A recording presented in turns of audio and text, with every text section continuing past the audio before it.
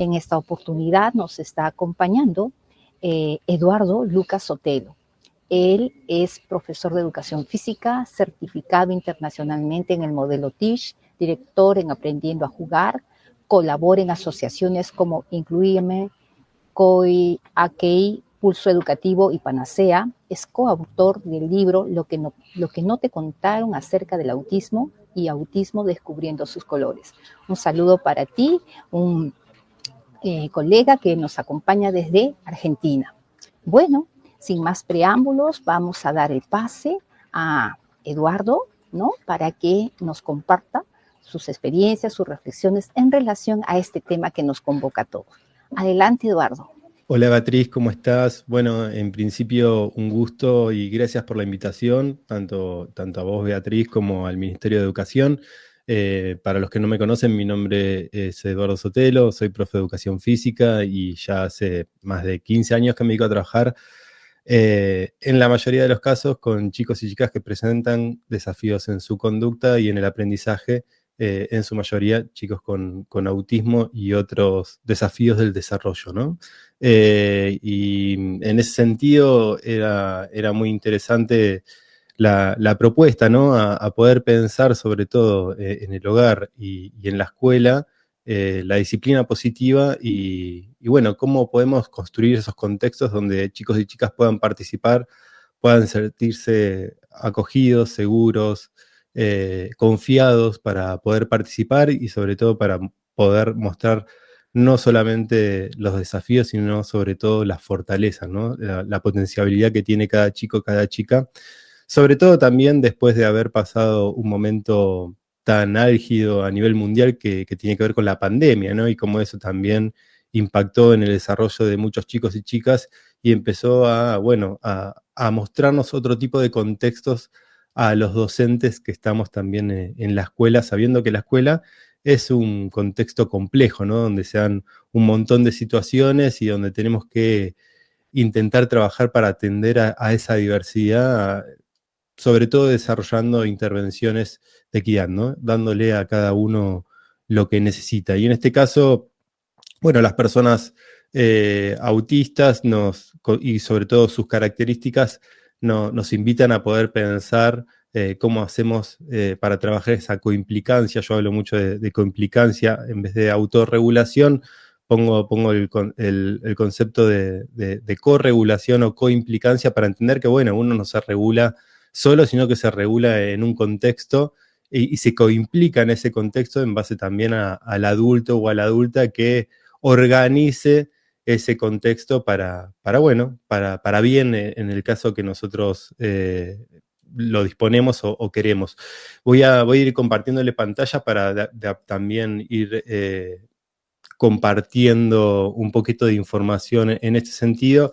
Y quería como empezar sobre todo contando un experimento que hizo en su momento Ivan Pavlov. Algunos lo conocerán, otros no. Es un psicólogo bastante reconocido, sobre todo con una orientación conductual, pero hizo una intervención que puede ser bastante dura en algún punto, pero que nos va dando algunas señales como para poder desarrollar, bueno, qué condimentos, qué variables tenemos que tener en cuenta para pensar, en este caso, una disciplina positiva y bueno, alojar a esos chicos y chicas que en principio les cuesta prestar atención, les cuesta obedecer, permanecer en el lugar, y cómo podemos ir construyendo esos condimentos para que en definitiva en la escuela, en mi caso, puedan estar presentes en principio. Sabemos que muchos chicos y chicas no llegan a estar presentes, o no llegan a estar, o están presentes en la escuela, pero no llegan a estar presentes en nuestras clases de educación física, donde hay que cambiar el contexto, donde el contexto no lo conozco, no sé muy bien de qué se trata,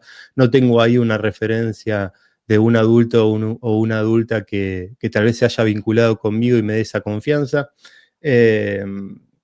Entonces nos puede ir dando algunas señales. Y lo que hizo básicamente hace algunos años Iván Pavlov fue empezar a tocar una campanita, ¿no? Y cada vez que tocaba esa campanita, se acercaba un perro. O sea, estaba trabajando con un perro, tocaba la campanita, el perro se acercaba, y ni bien se acercaba, le daba un poquito de comida, ¿no? Entonces, cada vez que tocaba la campanita, le daba comida al perro. Tocaba la campanita, le daba comida al perro. Así lo empezó a hacer durante un tiempo prolongado, hasta que se empezó a dar cuenta que el perro, cada vez que iba a agarrar la campanita, el perro empezaba a salivar, empezaba a saltar, empezaba a ponerse contento, empezaba a mostrar características anticipatorias de que iba a recibir placer, ¿no? Porque ya anticipaba que en cuanto Pavlov moviese y tocase la campanita, iba a recibir comida. ¿Qué hizo Pavlov? Bueno, lo que hizo fue cambiar un poco esta dinámica y cada vez que tocaba la campanita, bueno, empezó a tocar la campanita y le empezó a dar un shock de electricidad, ¿no? Algo terrible, muy, muy duro. Tocaba la campanita y le daba comida. Tocaba la campanita y le daba un shock de electricidad, sin ningún patrón aparente. ¿Qué pasó? Durante un tiempo empezó a notar Pavlov que el perro pasó de tener características de alegría, anticipatoria sobre todo de felicidad por conseguir algo que sabía que le iba a gustar, a tener conductas de ansiedad, por no poder anticipar si lo que iba a recibir era placer o recibir dolor. ¿Y por qué les cuento esto? Bueno, porque claramente cuando hablamos de coimplicancia, como les comentaba, hablamos de un contexto, ¿no? Y depende el contexto donde participemos, bueno, podemos pensar que ese contexto, si lo percibimos estresor, inseguro, amenazante, bueno, nuestra respuesta al estrés va a ser mucho mayor, nuestra regulación va a ser mucho menor y vamos a externalizar más lo que nos sucede, ¿no? Y todos los seres humanos lo que hacemos cuando estamos en un contexto amenazante es o nos escapamos, o agredimos, o nos escondemos, ¿no? Y vemos como muchos chicos y chicas con desafíos en su desarrollo y particularmente con autismo tienden a tener este tipo de conductas, ¿no? Tienden a percibir muchas veces por falta de apoyo, un contexto estresor o amenazante. Pero también vemos muchos chicos con autismo que, por ejemplo, no hablan en la escuela, que de repente en el hogar sí lo hacen, ¿no? Y muestran otro tipo de conductas. Y de repente uno se pregunta, bueno, ¿cómo puede cambiar tanto las características de un chico en un lugar o en otro? O mismo también podemos ver como en el aula un chico que de repente es un chico que vamos a ponerle entre comillas problemático, pero a la hora de realizar la educación física lleva el bolso del profe, lo ayuda. ¿Por qué? Porque cambia el contexto es totalmente distinto, la actividad que se le está proponiendo es muy distinta, está más tal vez relacionado también a lo lúdico, que bueno, es un tema que tendríamos que también rever, ¿no? Porque lo lúdico no también está en el aula y que la clase que en su origen está pensada en el aula, ¿por qué no también pueda terminar en el patio, ¿no? Sabiendo que las actividades al aire libre que proponen movimiento, bueno, producen también mayor aprendizaje. Pero bueno, podemos ver como chicos en un contexto tal vez muestran cierto tipo de conductas que podríamos llamar entre muchas comillas problemáticas, en otros contextos muestran mayores habilidades sociales porque miran, saludan, prestan atención, obedecen, permanecen en el lugar y bueno, muestran obviamente una autorregulación mayor. Y eso me parece que es sumamente importante para entender las implicancias del contexto y cómo nosotros podemos brindar apoyos para que ese contexto sea mucho más amable, mucho más seguro, mucho más protector. Porque bueno, como les comentaba anteriormente, la pandemia trajo ciertas consecuencias. Vemos como muchos niños y niñas, sobre todo en la primera infancia, están teniendo desafíos o retrasos en el lenguaje. Eso se produce sobre todo o termina produciendo también desafíos en la conducta y por ende termina impactando en el aprendizaje de los chicos y chicas. Entonces, poder tener en cuenta esto y poder sobre todo entender la importancia de la coimplicancia de los adultos y adultas con los chicos y chicas para poder acompañar esos procesos y sobre todo estar ahí presentes para lo que nos necesiten, es fundamental, ¿no? Escuchaba también al principio la palabra amor, ¿no? Tan importante y a veces tan olvidada.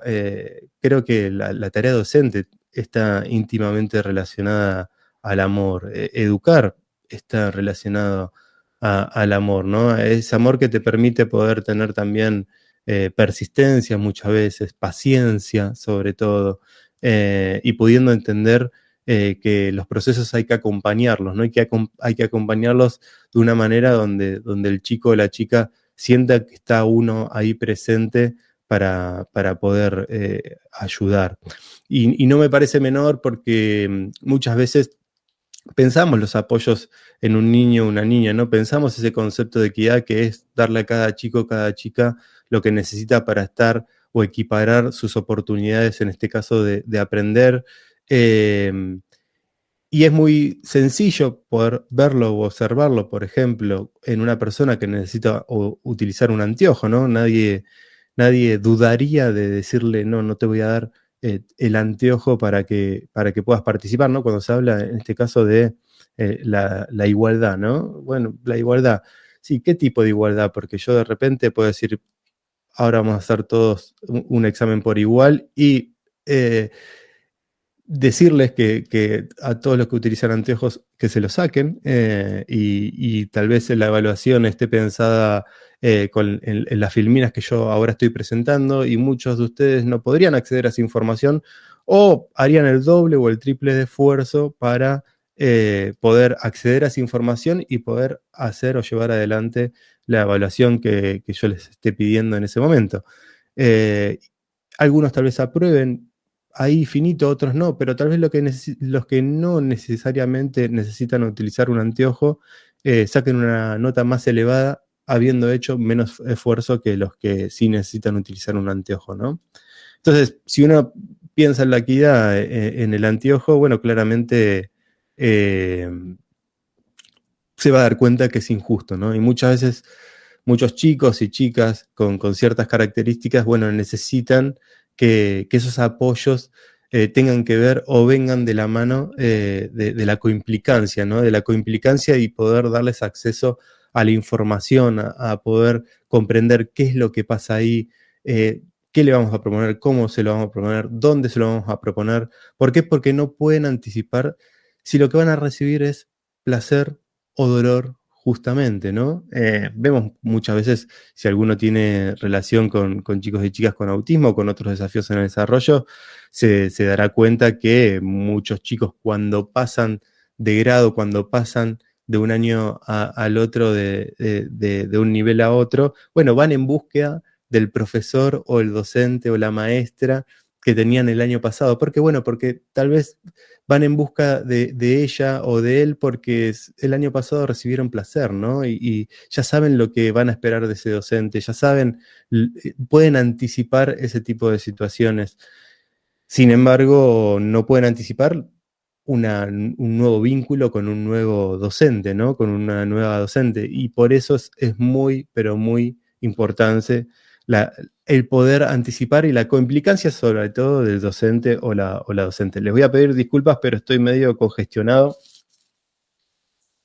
Eh, y creo que todos en algún punto tuvimos algún docente que nos marcó, o algún maestro, o alguna persona que nos marcó para bien, ¿no? Positivamente. Y no nos marcó por lo mucho que sabía. Nos marcó sobre todo por la parte emocional, ¿no? Porque nos dijo algo que en ese momento nos hizo mirar desde otro lugar, porque nos dio un abrazo cuando lo necesitábamos, porque tal vez nos compró un sándwich cuando en casa no teníamos la posibilidad de comer, eh, por, por una cuestión pura y exclusivamente emocional. Y me parece que es súper importante poder volver a mirarlas a los ojos, ¿no? Poder trabajar ese poder de observación que tiene muchas veces el docente o la docente y el cuidador o la cuidadora. Poder empezar a mirar, ¿no? Que es súper importante. Y en este sentido, hay una regla, se llama la regla de las 5C, que nos sirven por un lado, para poder pensar, bueno, ¿cómo podemos construir ese vínculo con ese niño o esa niña? ¿Cómo podemos construir ese vínculo con ese estudiante al cual tal vez no sabemos cómo llegarle o tal vez por distintas situaciones nos percibe como amenazante, ¿no? ¿Cómo podemos hacer para que ese chico o esa chica sienta placer, sienta seguridad? Y yo me acuerdo hace un tiempito, sabiendo que yo era docente, que hace años que trabajo con personas con autismo, me dieron la posibilidad de, bueno, poder ir a acompañar el proceso de adaptación de un niño, ¿no? O sea, no estaban pudiendo encontrarle la vuelta y entonces dije, bueno, voy a poder apoyar a ese docente y a esa familia que tenía esa necesidad. Pero automáticamente me di cuenta que el profe, que la docente ya estaba haciendo muchas cosas bien, solamente que no las podía poner en palabras. Y fue muy lindo ver ese proceso, sobre todo porque les terminé dando más confianza y acompañando ese proceso que realmente trabajando con el niño. Fue poder trabajar con la docente y pudiendo poner en palabras lo que estaba haciendo bien para que lo pudiese seguir haciendo y generar ese proceso tan lindo que es que un chico o una chica termine confiando en vos y el día de mañana se acuerde y cuando te cruce en la calle ya más grande te diga, profe, ¿te acordás de tal o cual cosa? ¿O te acordás de tal campamento, de ese juego que hiciste?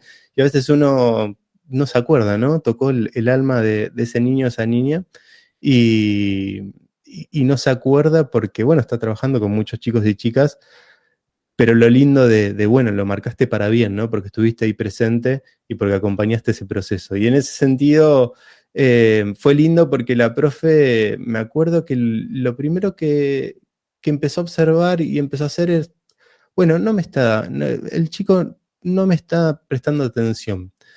Pero cada vez que esa profe proponía una actividad, ¿no?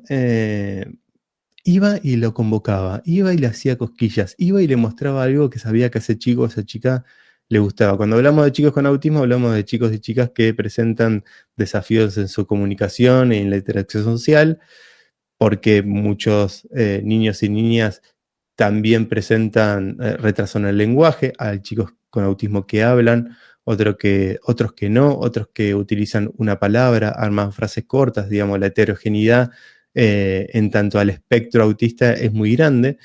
Y este niño decía algunas palabritas, pero más allá de eso, fue muy lindo por eso, por lo que le decía, ¿no? La profe proponía una actividad de juego lúdica y de repente el nene no quería, no quería participar, pero estaba ahí presente, ¿no? O sea, se sentía confortable con el lugar, pero se sentía confortable no solamente porque permanecía ahí, sino porque la docente cada vez que iba, o sea, proponía una actividad, iba y quería que participe, ¿no? Más allá de que no participase y ella respetase ese proceso.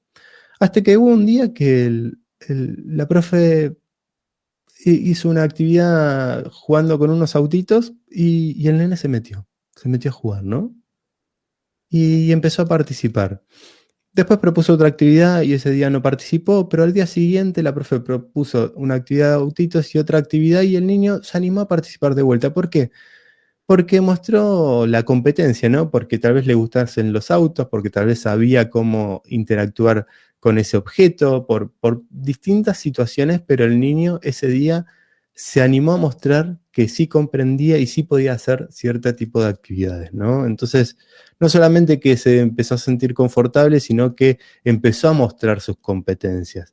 Y todos cuando mostramos nuestras competencias nos empezamos a sentir mucho más confiados, nos da confianza y nos da confianza para poder exponernos, ¿no?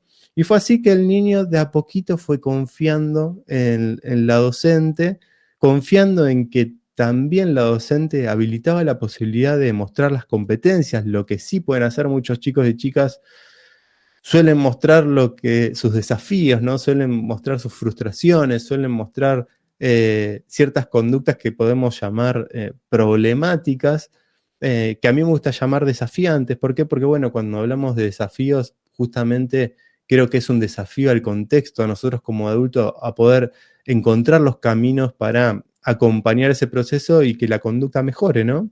Y que la conducta mejore no solamente para que el niño pueda hacer lo que nosotros queremos, que es importante, digamos, en una actividad que tiene que ver con la enseñanza y el aprendizaje, sino también con el hecho de que el niño y la niña pueda tomar las riendas de su propia vida, ¿no? Que en la actividad que nosotros le propongamos pueda ser lo más autónomo posible, se pueda autodeterminar y se pueda autovaler por sí mismo.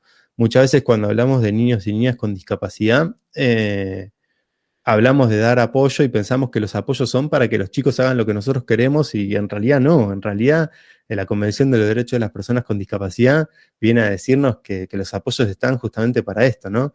En cualquier momento vital, para que la persona se pueda autovaler, pueda ser lo más autónomo y se pueda autodeterminar. Y sobre todo, en mi caso, en lo que es la actividad física, la actividad lúdica, deportiva, para que cualquier niño o niña pueda poder experimentar con apoyos, experimentar de la manera correcta, para después poder elegir qué actividad que esté en relación con el movimiento, con el juego y con el deporte, pueda seguir haciendo durante toda su vida, ¿no? Entonces yo les hablaba que bueno, esa docente había generado confort, había generado competencia, le había dado confianza a ese niño, y es ahí, en esa construcción de esas primeras C, de esas primeras C, que en un momento el niño llegó a la escuela, llegó a la actividad de la profe y le dijo, tome, le doy el control de mi vida, ¿no?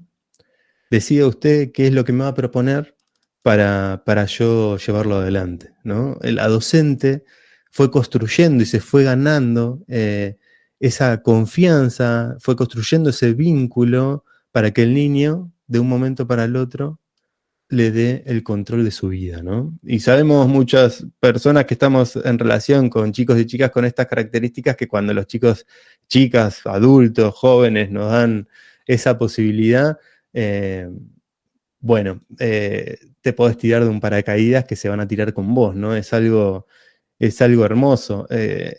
Poder también, y es una cuestión también de mucha responsabilidad, ¿no? Que alguien confíe en vos y te dé el control de su vida. Y creo que muchas veces cuando se nos presentan niños y niñas con algún desafío en la conducta, con o sin diagnóstico, bueno, lo que más interpela al docente, al adulto o a la adulta es ese control, ¿no? Que uno quiere tener ese control de las cosas y el niño o la niña o el joven te dice, no, o sea, si querés tener el control, bueno, ganate ese control, ¿no? Para después vos ponerme los límites necesarios, pero yo saber que los límites que me vas a poner van a ser respetuosos, que van a ser para cuidarme. Hay una frase muy linda de Velázquez Callado que es, es un profesor de educación física español que trabaja sobre aprendizaje cooperativo, que dice que las reglas del juego no están para ser respetadas, sino para que dé gracia, ¿no? O sea, cuando los chicos y chicas entienden que esas reglas en realidad están para divertirnos y no porque las tengo que hacer caso porque alguien me las impone, bueno, es ahí cuando cambia esa lógica. Esa docente en ese momento había logrado que poder trabajar sobre esa atención, obediencia y permanencia, ¿no? Porque si no hay atención, obediencia y permanencia, el niño no puede estar ahí presente para poder prestar atención y llevar adelante lo que uno propone. A veces cuando uno habla y dice, bueno, atención, obediencia y permanencia, no es obediencia para que el otro te haga caso sin importarle nada y permanencia para que se quede ahí, obligado a quedarse ahí, sino que el niño te obedece y permanece, primero permanece porque hay alguien ahí al cual conoce y cual sabe que le va a dar placer, ¿no? Como si referenciamos la primera anécdota, la historia de Pavlov. Pero por el otro lado, no solamente que sabe que le va a dar placer, sino que lo va a respetar y que esos límites que le va a proponer son justos y que la actividad que le va a proponer van a estar dentro de sus posibilidades, porque ninguno de nosotros quiere hacer actividades que no puede hacer. Digo, cuando todos nos proponen algo por encima de nuestras posibilidades, generalmente nos frustramos, y cuando nos ofrecen algo muy por debajo de nuestras posibilidades, nos aburrimos, ¿no? Y en chicos y chicas que presentan desafíos en su desarrollo, ¿no? Que presentan patrones del desarrollo que no están en los tiempos esperables cronológicos, en las edades cronológicas, es ahí donde se nos desconcierta todo y nos cuesta también poder observar, mirar a ese niño y entender en qué momento de su propio desarrollo está para desde ahí acompañarle en el proceso de aprendizaje de su vida, ¿no? Y en este caso, desde la educación escolar, de su trayectoria escolar. Y cuando logramos que esa persona nos dé el control de su vida, bueno, claramente lo que vamos a estar favoreciendo es la comunicación, ¿no? Que ese niño o esa niña confíe en nosotros para poder comunicarnos.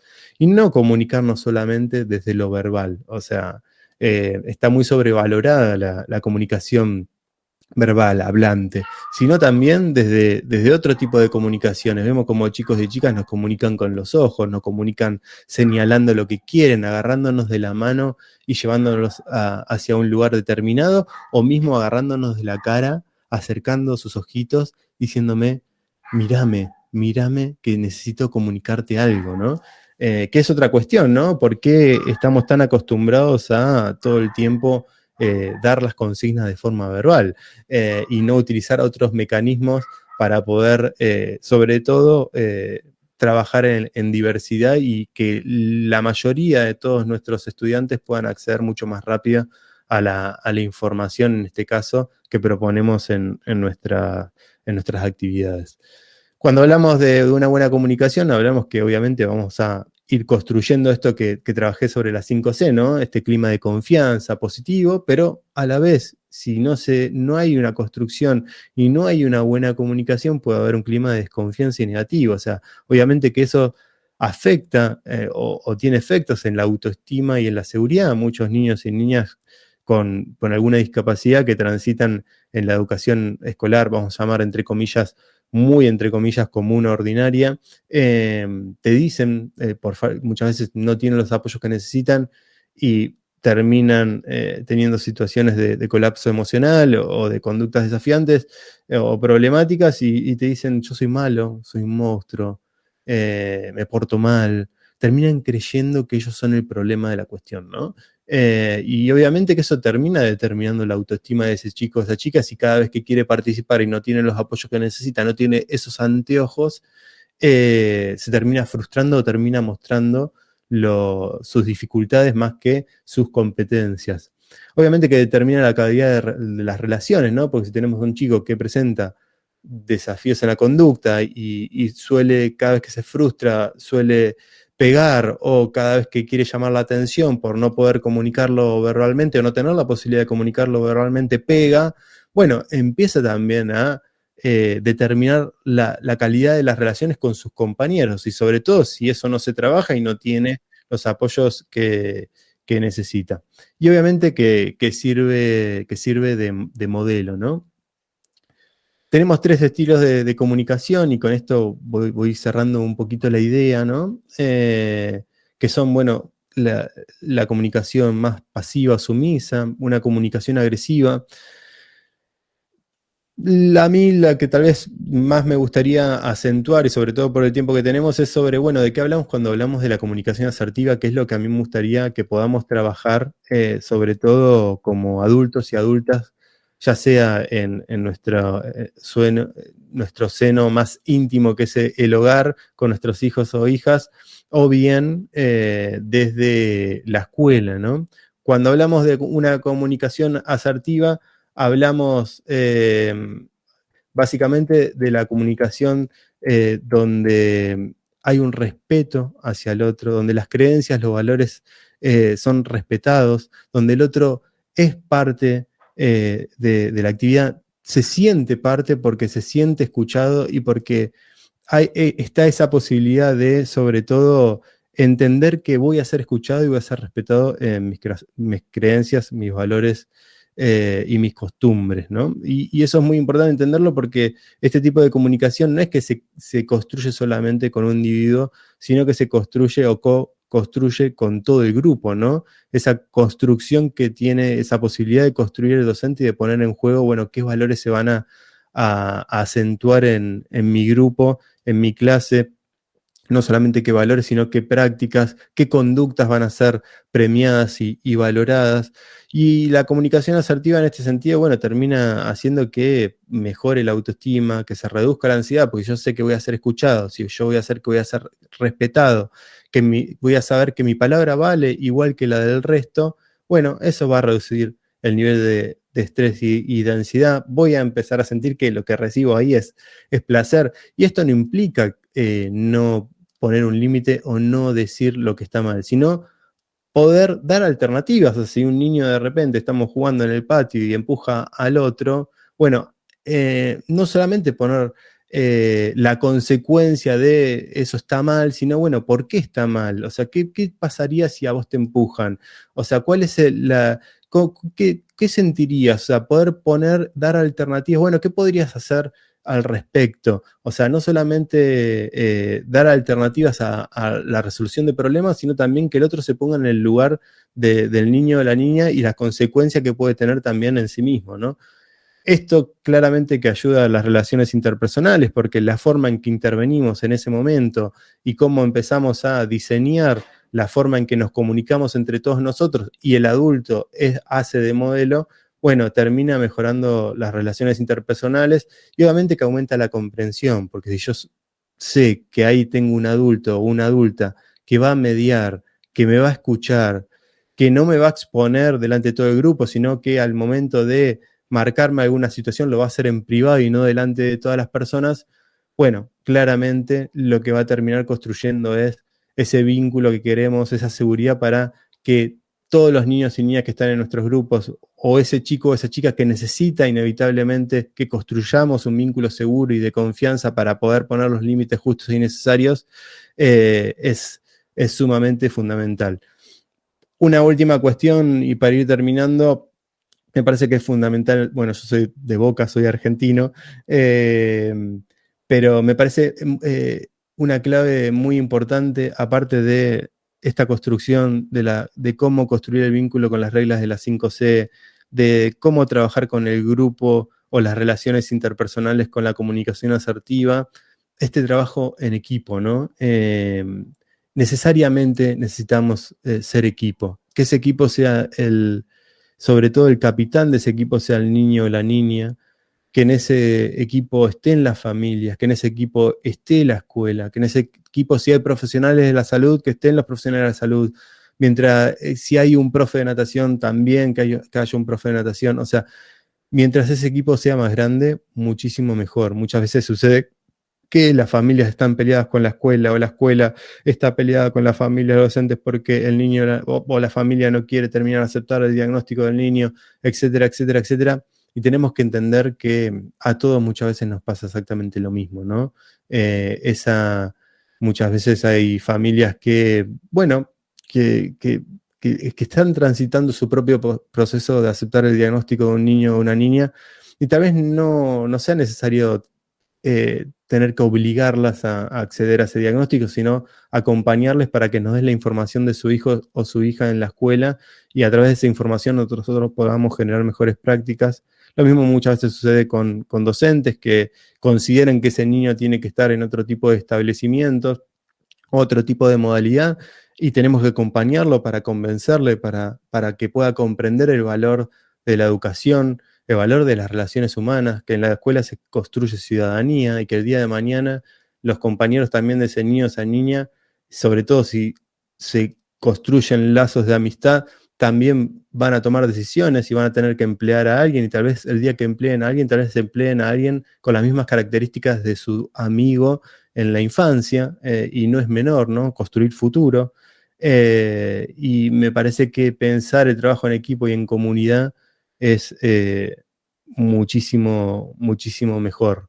En ese sentido, el desafío tal vez esté en poder construir comunidad, ¿no? Hace poquito estaba hablando con alguien que me contaba una experiencia con una persona de un pueblo originario quechua, y entonces ella lo miró y le dijo, ¿qué es para vos la comunidad?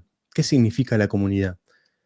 Entonces, claro, él que trabaja también como muchos de nosotros con personas con discapacidad, dijo, bueno, comunidad es todas las personas que tienen algo en común, claro, y empezó a googlear y se empezó a desesperar, y le dijo ella, es mucho más simple, comunidad es igual o es como uno, ¿no?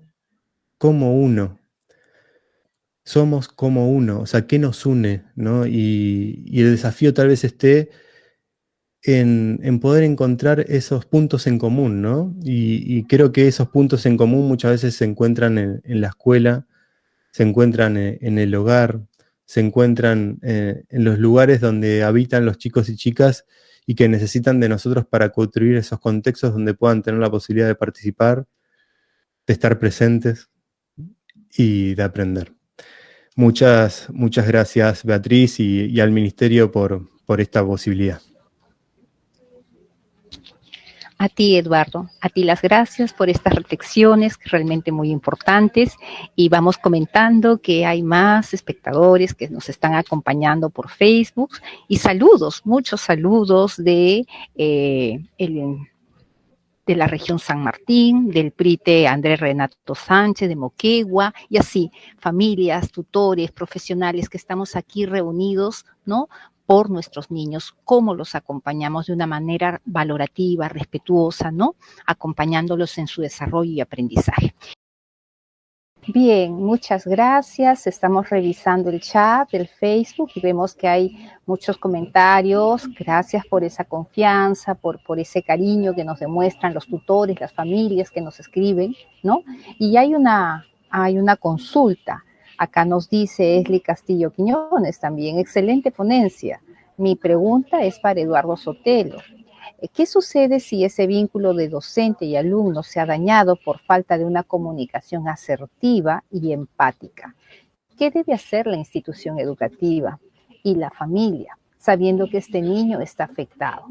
No sé si de repente Eduardo, Regina o Solange podríamos brevemente, porque como les digo, ya estamos con los minutos que nos ganan, ¿no?, apoyarnos. Bueno, si quieren empiezo yo y bueno, vamos construyendo entre los tres. Me parece que fue súper interesante escuchar también a Sol, a Solange y a Regina, porque estuvimos como bastante conectados sin saber, digamos, un poco qué iba a exponer a cada uno. Creo que siempre tenemos una oportunidad para volver a reconstruir ese vínculo, ¿no? Y esa conexión con ese niño o esa niña que por falta de conocimiento y de apoyos vivió una situación que pudo haber sentido desagradable. Y creo que las claves las fuimos un poco desarrollando tanto Solange, Regina como yo, que tiene que ver con este volver a construir ese vínculo de seguridad, que esa persona pueda saber que uno está ahí presente, ¿no? Nosotros a la hora de los profesionales de poder evaluar qué está sucediendo en una situación, bueno, pensamos en intervenciones que son reactivas y proactivas. Nosotros estuvimos hablando todas de intervenciones proactivas, ¿no?, que uno tiene que hacer para poder darle acceso a la información, que ese chico sepa que se le está proponiendo, que se sienta seguro con nosotros, etcétera, etcétera, etcétera. Y después están las intervenciones reactivas, que es qué hacemos en ese momento cuando el niño o niña está pasando una situación en donde nos presenta conductas desafiantes donde tenemos que intervenir. Y me parece que es fundamental y tener muy en cuenta todo lo que estuvimos exponiendo. Ministerio de Educación.